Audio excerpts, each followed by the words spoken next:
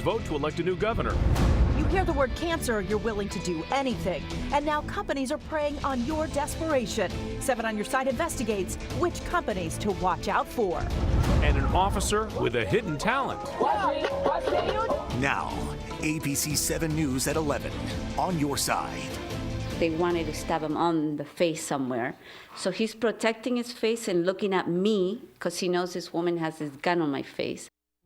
They say it was surreal. A family savagely attacked in their own home, and police say this all started because of a road rage incident in Prince William County. The people who did it are still out there tonight, and leading off tonight, Tim Barber with the search happening right now. Were you scared at all? No. This dad says he was stabbed with a knife and beaten with a baseball bat. His wife calls her husband a hero. He took all the beating for us. The wife did not want to show her face or use their names because Prince William County police are still looking for their attackers. They threw my husband on the sofa, beat him, stabbed him. Investigators say the nightmare started when the family's 19-year-old son refused to let a black Honda Civic speed by. Then the 3 people in the Honda chased the teen home. That's what my husband said to our son, go in the house. He figured if they're going to hit anybody, let it be me. Mom called 911 and grabbed a baseball bat. But the invaders snatched it and used that bat to beat her own husband. Then one of the attackers, a woman, pulled out a gun. She started pointing the gun at me, saying, all we needed was just an apology. All the wife could do was watch the brutal attack for nearly 13 minutes. They wanted to stab him on the face somewhere. So he's protecting his face and looking at me because he knows this woman has this gun on my face. The attackers eventually left, but got away before the police could catch them. Oh, I wanted these people to go to jail for life.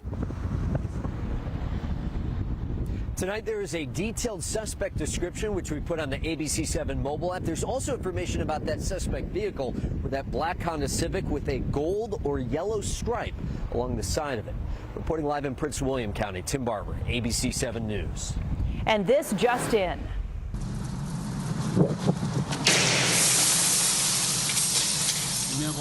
So what you're looking at here is surveillance video that shows these windows being broken and paint sprayed on a wall at diplomatic offices in Northwest Washington. D.C. police tell us it happened in the 1200 block of 23rd Street in Northwest. If you have any information on this, you're asked to contact D.C. police. Meanwhile, a Monday bombshell ends in house arrest for former members of Trump's campaign. Charges coming down just this morning tied to that major probe of Russian interference. And the president quick to maintain via Twitter that there was no collusion. But one source tells CNN that he is, quote, seething tonight.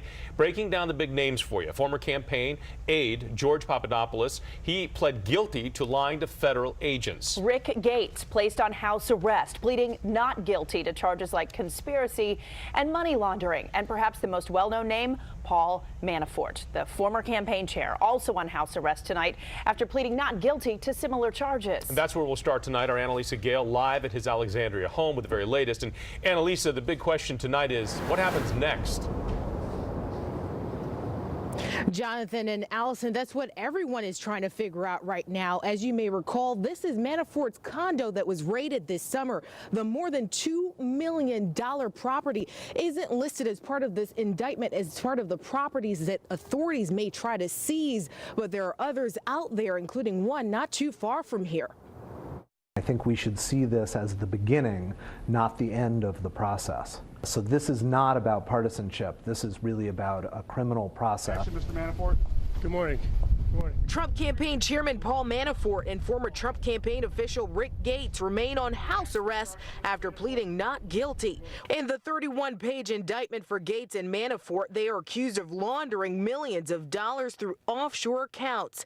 This is something that is action that took place outside of the campaign. George Washington University law professor Paul Schiff Berman says in the next few weeks we will learn more as the investigation unfolds. I think we might see much more evidence coming out as a result of this Manafort indictment. Manafort is also accused of using the money to buy real estate like this one in Arlington near Rick Sweeney's home. The way money flows around here, it's not at all surprising someone in Manafort's position would get in on this market, you know.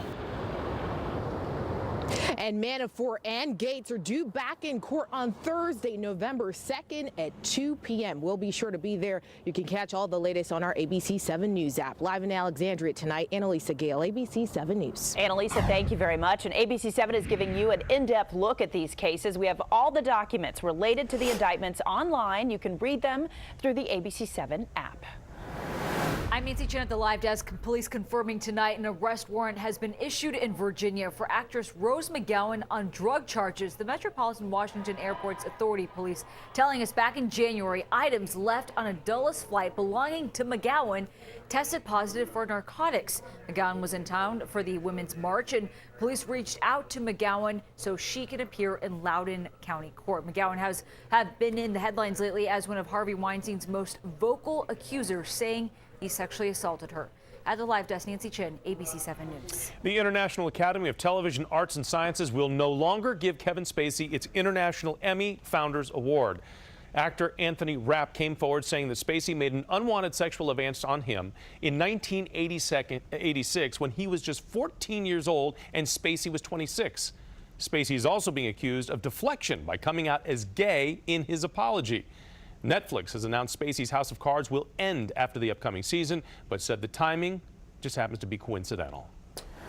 And good evening, everyone. I'm meteorologist Bill Kelly. Let's get right to your morning temperatures as you make your way out tomorrow morning. We're going to have some low 40s out there. Inside the Beltway, we're going to say mid 40s. Either way, it is going to be chilly. But I'll tell you what, as we head on into our Halloween, should be a very nice day with a high temperature sitting right around 60, partly cloudy conditions. A little cool for this time of year, but not bad in those winds, considerably less than they were today. We're looking at westerly winds, 5 to 10. Coming up, we're going to break down your Halloween festivities specifically tomorrow night, plus look ahead